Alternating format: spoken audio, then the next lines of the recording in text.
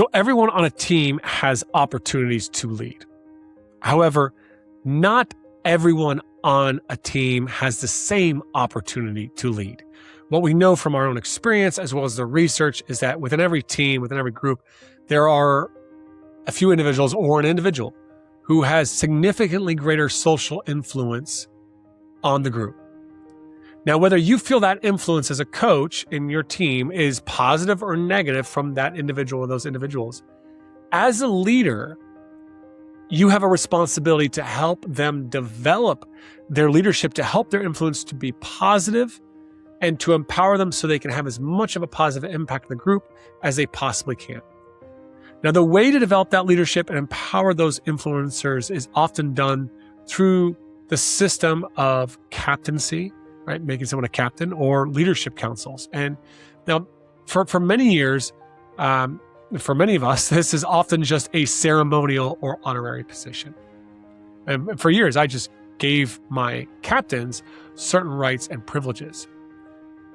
Yet, if you've read my book, The Culture System, or you've taken the Culture System certification course, you know that I believe in developing and empowering leaders through a leadership group system.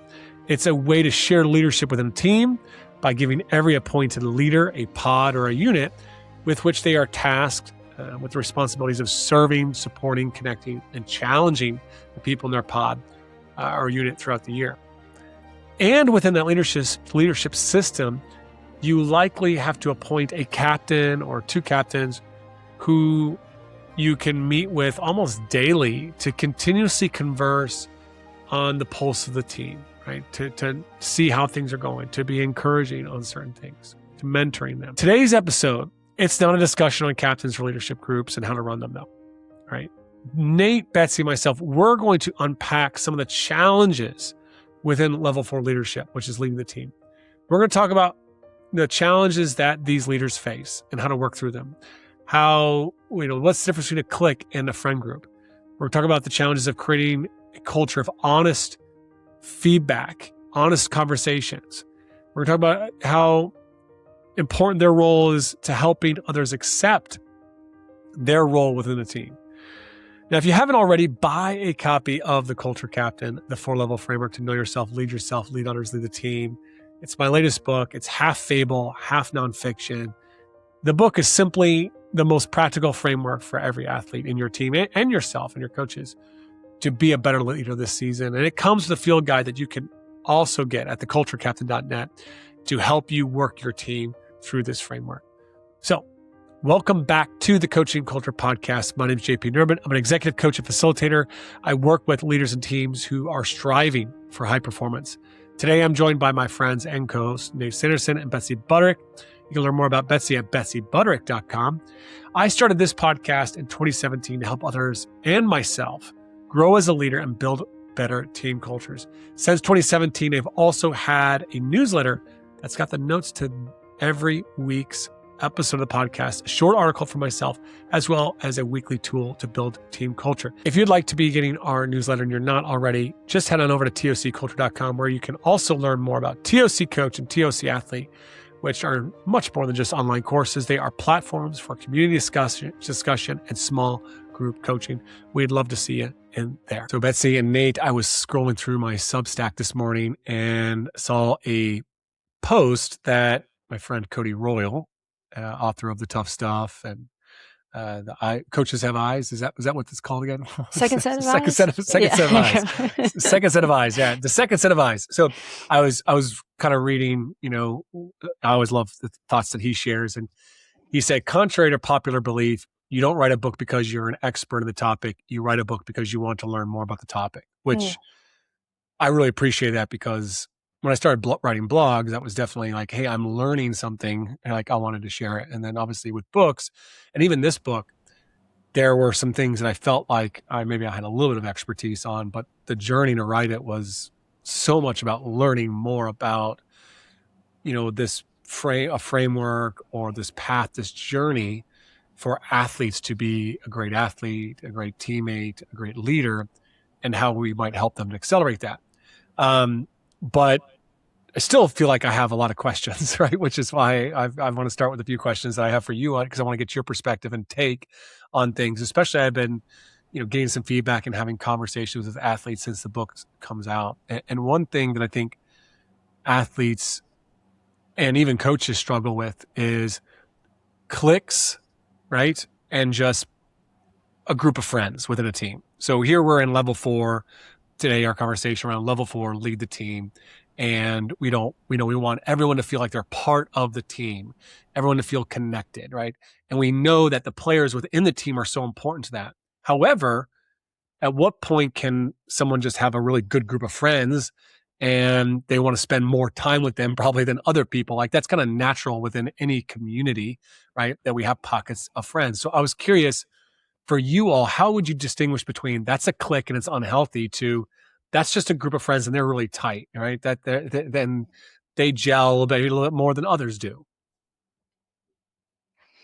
I mean, you hear this all the time, like, you're not going to be best friends with everyone, right? And then the opposite side of that is like, oh, you're exclusionarily best friends with just these people. For me, the differentiation between a clique versus a good group of friends is often whether that relationship is detrimental to the team culture, to other members of the team. Wanting to hang out or spend more time with certain people on the team as opposed to others, I think is okay, so long as it's not continually like exclusionary or creates isolation to the detriment of specifically one person. Like if there's always one person that's being left out, okay, that's different than these group of 3 or 4 like to hang out or they live together. So naturally they spend more time together. They might be closer. So for me, I think is the relationship or the amount of time spent together detrimental in some way? And if so, why? And then what, if anything, could or should be done to create understanding or to level the playing field so that we still feel like a cohesive team, knowing that people are at different levels of connection with each other. And before Nate jumps in, I think that's really, I'm still really curious about that too, because I think the why, right? Like I think about my daughter and she goes down there and she's playing with her team and there are certain, she just happened to switch schools. So there's some friends that she really looks forward to catching up with. So she's going to naturally gravitate towards them. And obviously, we're reading the book together and I'm trying to encourage her to be, connect with everybody. But like this, there's that, hey, she has that individual need, which is, connecting with those, right? Those really, really close friends. And other people like, well, what happens to another athlete that goes, well, she's not being very inclusive, or I'd like to be in that group, or I don't feel as connected, right? So sometimes there can be feelings of exclusion, but are they always fair, in that context? Yeah, I mean, someone can feel excluded, and the people that are, quote, doing the excluding can have no interest in spending more time with that person for a variety of reasons, some of which might be very personal to them. And so it's like, 2 things can be true. I want to spend more time with you. I don't necessarily really like you outside of the fact that we are teammates. So even looking at different levels of connection versus judging all teammates as needing to have a certain level of connection. And I feel similarly to when I talk with especially head coaches, it's like every athlete on your team doesn't have to be strongly connected to you, the head coach, as long as they feel strongly connected to some member of the coaching staff. So I think as long as within a team, somebody, a player, an athlete, can find someone else to have a stronger level of connection with than feeling completely excluded from the rest of the team. For me, that connection in pockets that's meaningful and supportive and healthy can be sustaining when there's an awareness that other groups exist around me that maybe I would like to be part of, but that I'm not. Nate, what's your take on this? I mean, you've been a coach of girls' high school basketball teams for a long time, so you've definitely dealt with cliques. Would you agree, disagree, or have anything to add to Betsy? And then if a coach senses that it's unhealthy, what are ways that they encourage player leadership to deal with that and to navigate that? Mm-hmm. Yeah, I think, JP, the first word that came to mind in your question is that idea of exclusion. And is it, a group of 3 that always is together in practice and does not have open doors to other people shooting at their basket or sitting with them on the bus or, something like that? I think I've been pretty fortunate over the course of my career that we haven't really seen a lot of that, although I hear a lot of those complaints from other coaches, because it can be destructive, obviously, to team unity. A couple things that our leaders have done that have been really effective is simply like, hey, the three of us are going to go grab food after practice. Anybody that wants to come can come along. So they sort of become like the nexus of maybe a social event, but it's open to everybody. And then people can decide if they want to go along, they'll give them a ride, whatever. And we also, in those cases, if it does come up or there's a complaint about a group or something like that, we'll talk a little bit about what the difference is between friendship and teammates. Like I'm not going to legislate their personal time, in terms of who they hang out with or what they post on social media with their friends outside of a team context. But it's different being a teammate in some ways than a friendship because, it is a relationship that's important if we're all trying to move in the same direction here. So if we can get players to accept that distinction, that permits me to, facilitate some things that might, break up those little groups or might encourage them or require them to shoot with somebody else or to be teammates with somebody else or to, do a partner walk with somebody else to start a practice or what have you. And in fact, JP, even in our younger kids, middle school open gyms we've had this summer, they typically, when there's 3 or 4 grade levels, will just clump, right with their grade with people that they're most comfortable with. And we'll ask, can we just stay with our partners that we started with today? And the answer is always no. Like we're always doing things to mix stuff up. But our very intentional, like part of our mission statement is we're trying to provide opportunities for kids to play with their classmates and to play with kids that will be on, they'll play together down the road at the high school level. So again, that sort of gives me permission to break some of those up. And if they walk out of the gym together, fine. If they go to one person's house afterwards, fine. But when we're in that context, I feel like it's just different, in terms of what a friendship looks like versus the responsibilities of a teammate. Well, and if we're going to take this like even further, having coached on teams where players are dating each other, like my rule when I was coaching was if you want to date your teammate, that's fine, so long as it doesn't impact the way that we interact on the court. Right. So to your point, Nate, it's like you can be 3 close friends, but you're going to shoot with other people. Like if I watch a practice, I shouldn't know that the 2 of you are dating. If I watch a practice, I shouldn't know that the 3 of you are best friends. Like that level of kind of interaction. And then what you do off the court, that's completely up to you. But if it's detrimental, obvious, or negatively impacts the team in a way that's not healthy for the team, then that's a conversation we need to have. Yeah, no, I love that. What I'm kind of getting that coaches could take away from that is that we oftentimes need to create maybe some standards around those interactions that would kind of eliminate, those cliques but also be intentional in creating space or encouraging or creating an expectation that our captains or our leaders would help to create those spaces where it's even, hey, the 3 of us are going to grab a bite to eat afterwards. Everyone's invited. I think about Sidney Crosby, talking about the book, he's in his late 30s and he's still saying, hey, in the, the hotel after this game, we're all getting together, right? Like he's saying, we're all getting together. Everyone's expected to be there, right? And creating that expectation, I think is huge. Here's another question I have for the 2 of you is does a culture of honest feedback get created by 1 or 2 individuals, or can everyone be a challenger? And the reason I have this question is it takes a lot of courage to get to a point where you feel you can challenge your teammates. It also takes a level of social influence. And I think like a bit of, security in yourself, right? To be able to do that. And we hear it for all the time. I want a team where everyone just can call each other out or hold each other accountable. And I'm like, yes, and is that possible?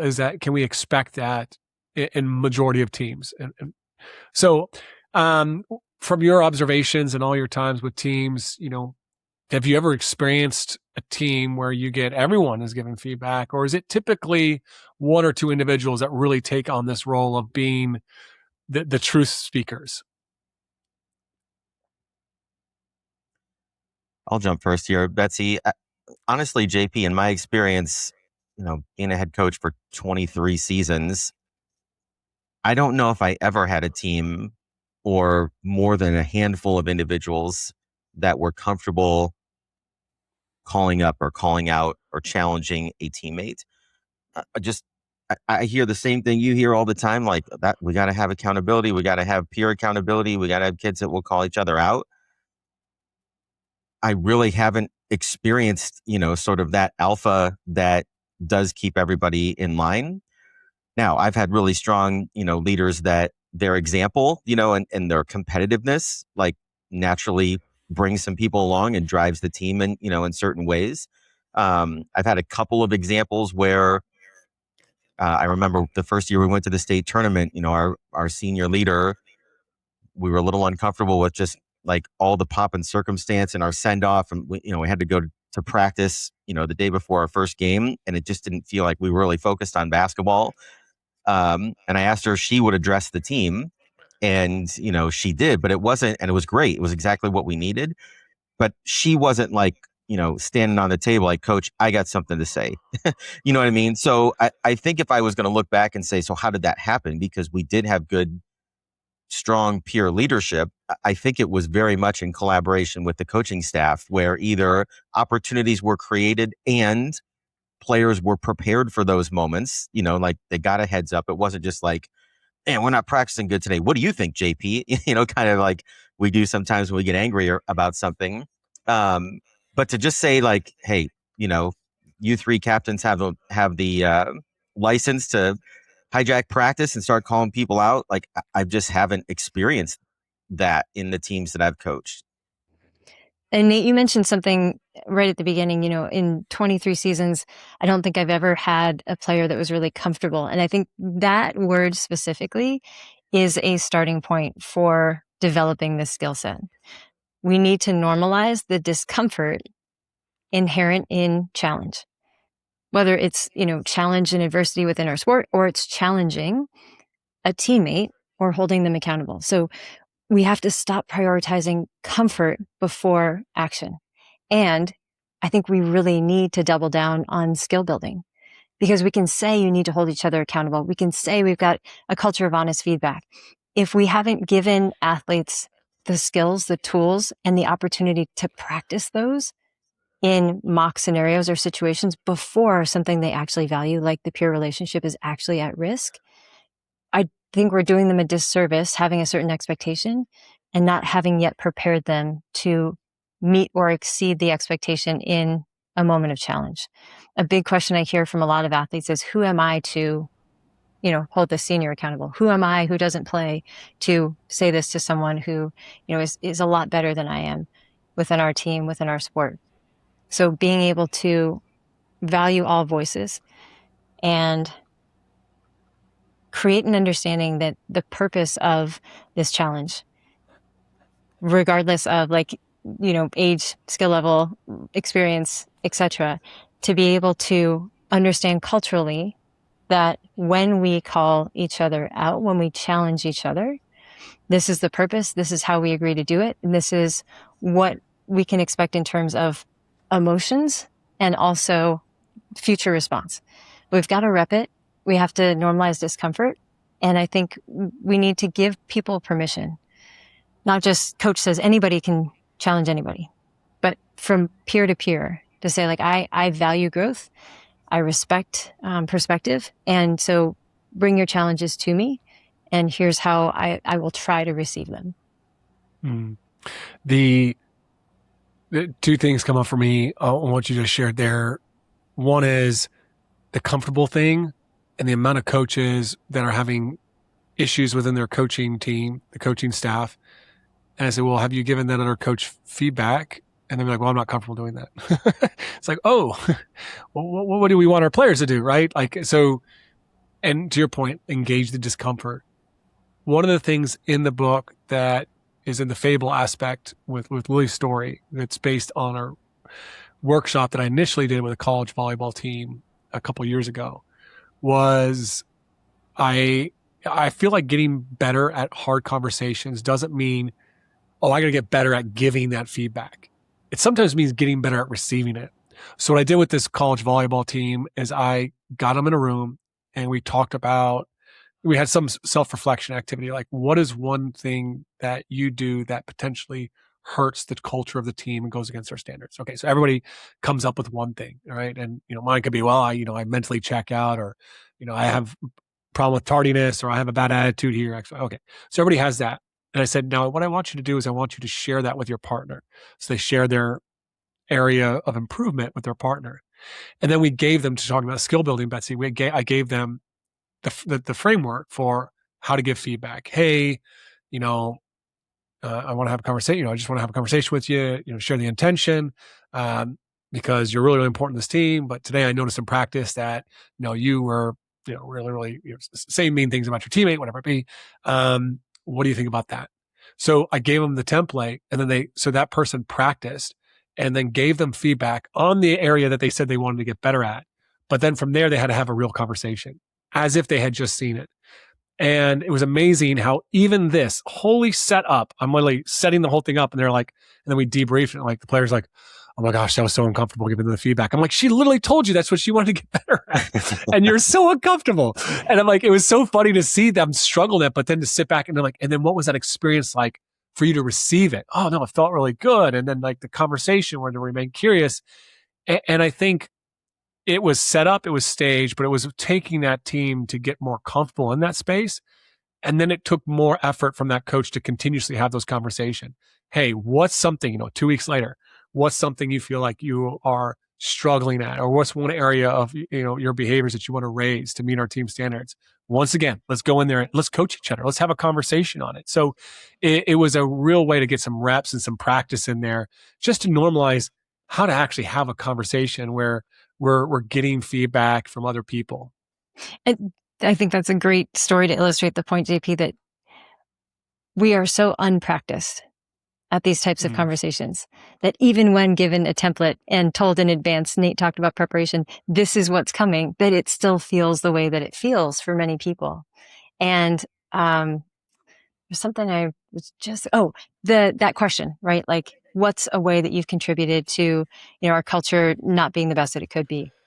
Everyone owning something. I think I call them shadow sides, like the shadow side of a lot of the questions that we ask when we're talking about culture, when we're talking about team building, when we're talking about relationships, whether it's coach athlete or peer to peer, looking at the flip side.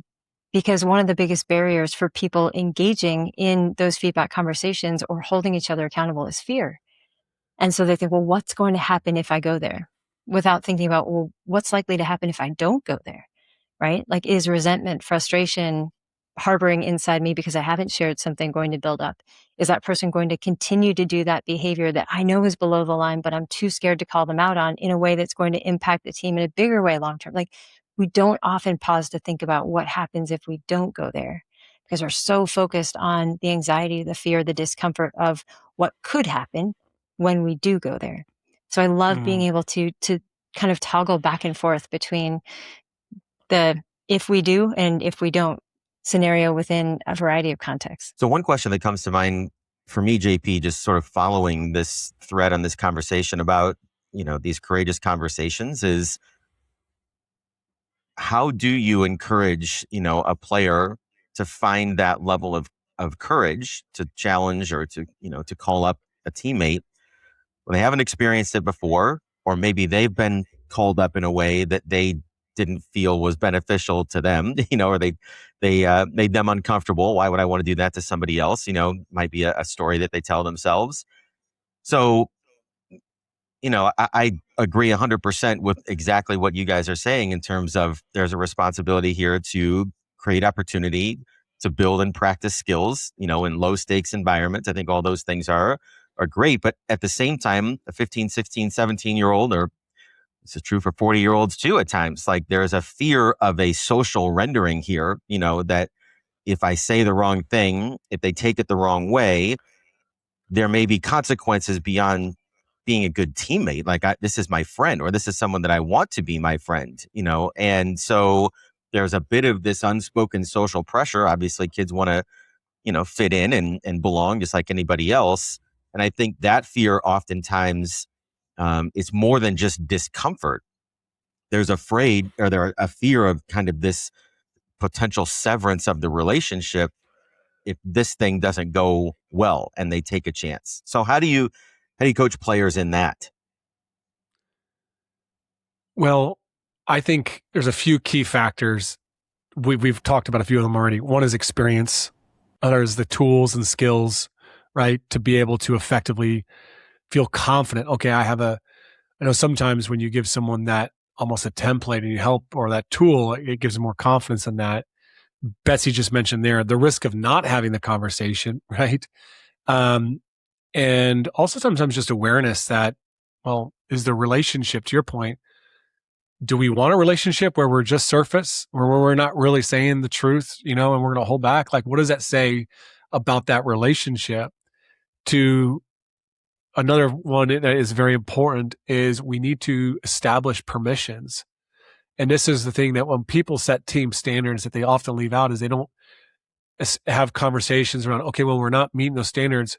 What do those conversations look like with each other?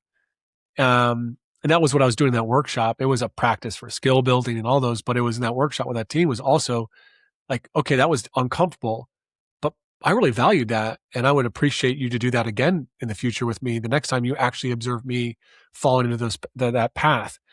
But I would say the biggest, probably most important thing is at least some sense of self, strong belief. And it comes back to all the way to level one of knowing yourself, what is important to you, and having, some security in who you are.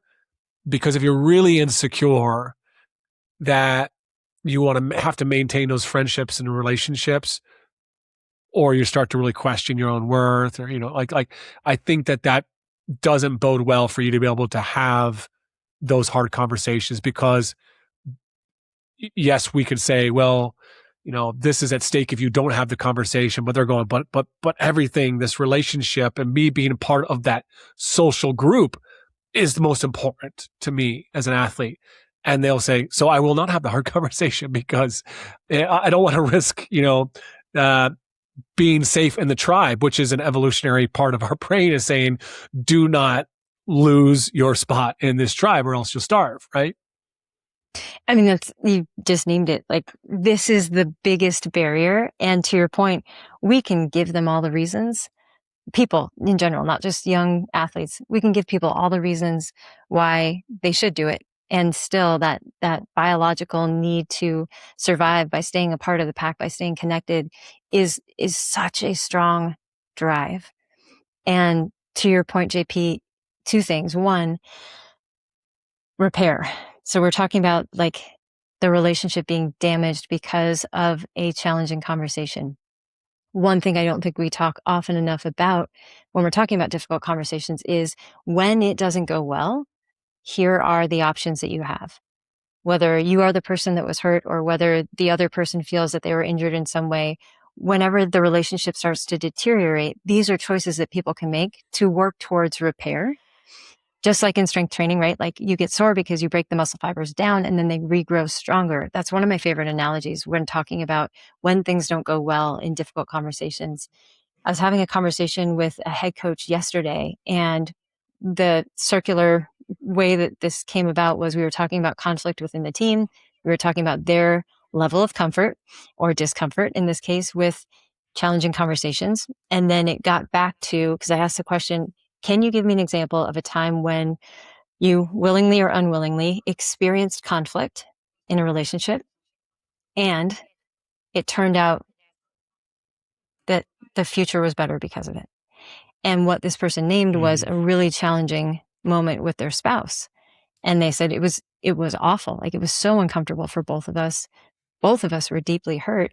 And because we had that conflict, the future was different in understanding our love languages, what we really needed from each other that hadn't been spoken clearly before, when we were more concerned with keeping the peace than we were meeting each other in the ways that are important to the relationship. So if there's an example that someone can source from a time when, again, willingly or unwillingly, they found themselves in conflict, and because of that conflict, the future was better than the past, that can be a more personal starting point than just us saying, well, what happens if you don't? And it's also hard, to your point of, we think about, okay, if I can't be honest with this friend, is that really a relationship I want to be in? For a lot of young people, they're like, yeah, I still want to be in it. Because even if we can't be fully honest, I'll take those blows to stay connected. And so I often think about every yes is a no to something else. So if I'm saying yes to a surface level friendship, I'm saying no to deep connection. If I'm saying yes to, I'm not going to go there with someone, that I'm saying no to potentially addressing something that could allow us to be better friends or closer friends. The fear is valid. This is absolutely a yes and situation. Yes, there's a lot that feels like it's a risk. And there's a lot that we can choose to do to prepare ourselves to take that risk, knowing that there's no guarantee it's going to work out well. But if it doesn't, here are the options we have. I was just going to add one observation, JP, just as you guys were talking there. I was thinking back to my days as a classroom teacher. And one of the things that we layered in my last couple of years was providing opportunity for peer feedback, like on a paper or a project or a presentation before they actually submitted it for their grade. And something that I noticed, and I don't know if this is relevant or not, but when you put two guys together, even if the paper was done and they felt like it was pretty close to what they wanted, I would say 80% of the time walking through the room, I would hear something like, well, this isn't very good, but here you go. Or I didn't finish this till 4 a.m. last night. You're not going to like it. It's almost like they have their, what they hope to be their product, whatever it is. But out of that fear, this I think just echoes the idea of your, point on insecurity, is that they're almost tarnishing their own effort out of fear of saying, this was as good as I could do. I'm really interested in how it could be even better from your perspective. What's something that I didn't see that you see? I mean, that's the healthiest version of this, right? But instead it was like, let me tear myself down just in case you don't like this, because I didn't like it either, and I don't know that that's exactly a social thing, but there's definitely a baked in insecurity there, even with that, of a person that is going to maybe be challenged and they are doing what they view as the best that they can. It's almost like they build in an excuse to not be hurt, by that process. One thing that, just hearing both you talk here in this conversation, that just comes up for me, is how little experience we have in doing this well through our life, it being modeled well. And then I just think about me as a parent, and it's just like, how am I helping my kids to give their brother and sister feedback, in a healthy way? Whereas I think I look at my experience, and I told people what I thought from a very early age, right? I was a truth teller, but it always came from a place of emotional dysregulation. It never came from a place of emotional regulation. And that transferred over to when I was a coach, right? Like I'd blow up and just let people have it, and out the truth bombs would come flying out. And there I was, So this is like really hard work.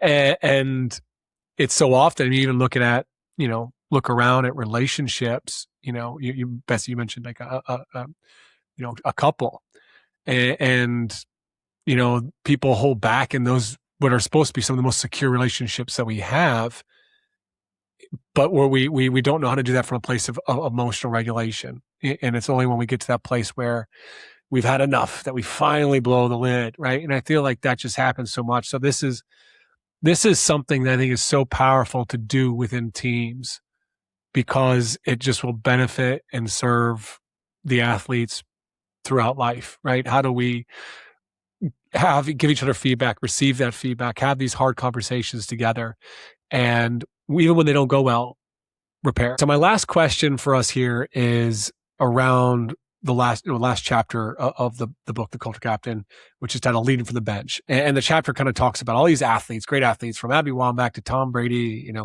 that had this moment where they weren't the starter, they weren't the star potentially. They might have been on, Brady was a fourth string quarterback at Michigan, and yet they still were able to lead the team through their example. Abby Wambach, in the latter part of her career, embraced that role coming on as a sub while still being a captain or co-captain with Christy Rampone.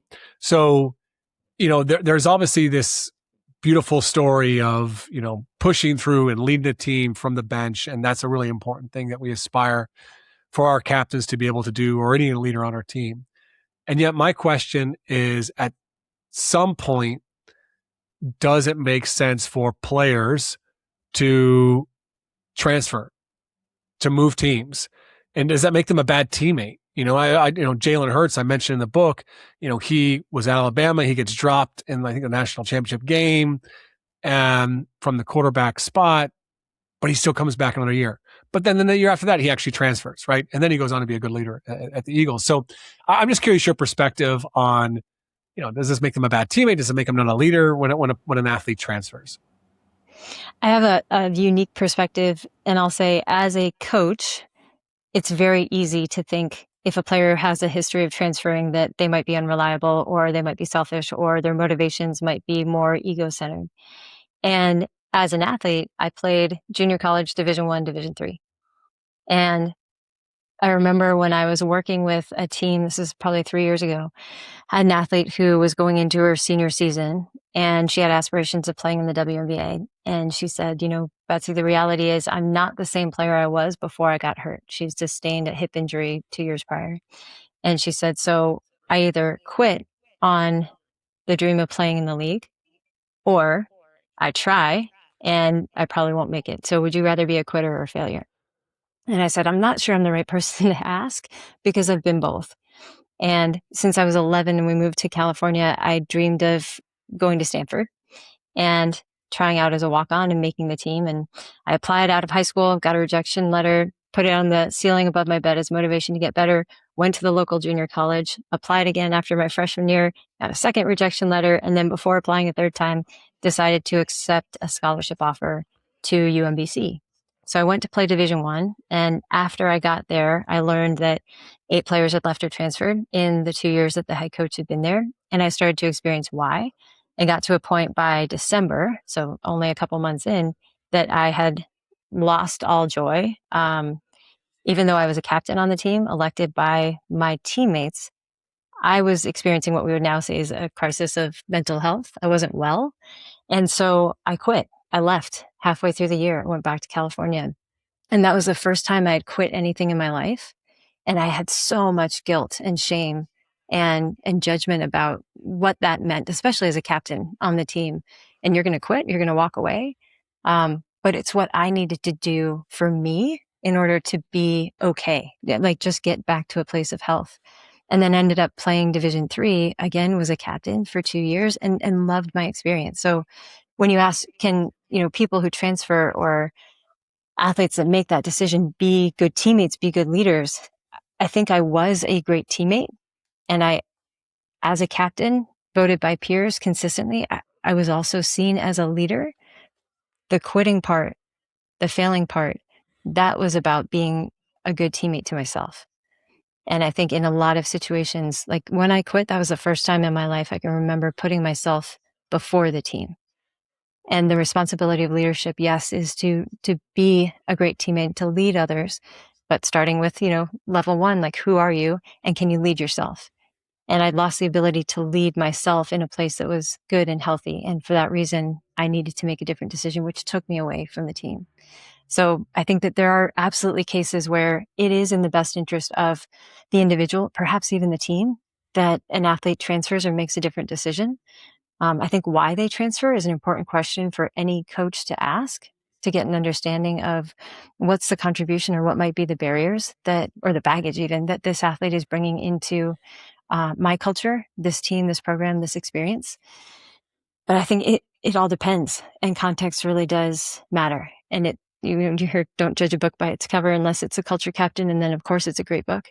But it's easy to do. And I think taking the time to really be curious and understand an athlete's journey is critically important before we can answer those questions about being a good teammate or being a good leader. How about you, Nate? I was hoping you would go first here, Okay. JP. Sorry. Betsy, I mean, I really appreciate your story. If I reflect on this question and listening through kind of your perspective, and I think about myself as a coach and some of the teams that I've coached and the environment that has existed, and maybe even the relationship I've had with some of my players. If my son was playing on that team or my daughter, I might encourage them to transfer at the end of the year. That's just a reality, right? Like, not every team that I've coached, I've been an effective leader, and then the type of leader and coach that I would want my kids to play for. And so that's the truth. And so I look at like being on a team, especially at some more elite levels like college and pros, but even, high school and different clubs, in some ways it's like a job, right? You think about a job, right? Like you're going to have not great bosses all the time, right? And you got to stick it out.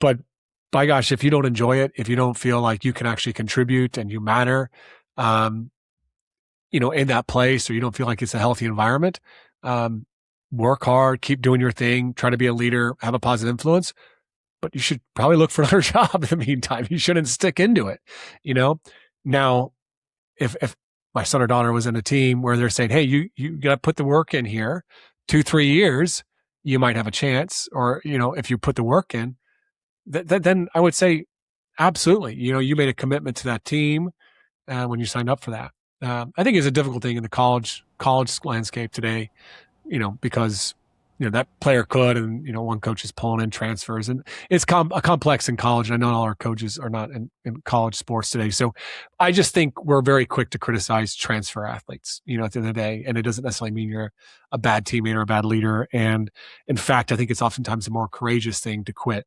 as I'm reading about in this book, The Case for Quitting, which we're going to have the author on here in the next few weeks. So we'll probably dive more into this then, but I do think that it is a little bit, we make it out to be this perseverance, drive hard, end of the bench, put up with a tough, mean coach and get through it all. Like we glorify that to an extent that is probably not healthy.